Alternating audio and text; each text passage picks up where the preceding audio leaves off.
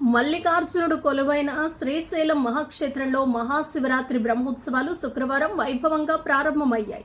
ఉదయం ఆలయ chairman Chakrapani Reddy, EO Peddiraju, అర్చకులు, వేద పండితులు యాగశాల ప్రవేశం చేశారు. శివ సంకల్పం, గణపతి పూజ, పుణ్యాహవచనం, చండీశ్వర పూజ చేసి ఉత్సవాలకు శ్రీకారం చుట్టారు. రాత్రి 7 గంటలకు ఆలయ ప్రధాన ధ్వజస్తంభంపై ధ్వజ పటాన్ని ఆవిష్కరించనున్నారు. సకల దేవతలను బ్రహ్మోత్సవాలకు ఆహ్వానిస్తూ ఈ కార్యక్రమాన్ని చేపట్టనున్నారు. శనివారం నుంచి స్వామి అమ్మవార్లకు వాహన సేవలు, గ్రామోత్సవం కార్యక్రమాలు నిర్వహించనున్నారు. బ్రహ్మోత్సవాల్లో స్వామి అమ్మవార్ల వైభవాన్ని తిలకించేందుకు నల్లమల్ల అడవుల గుండా భక్తులు పాదయాత్రగా తరలివస్తున్నారు.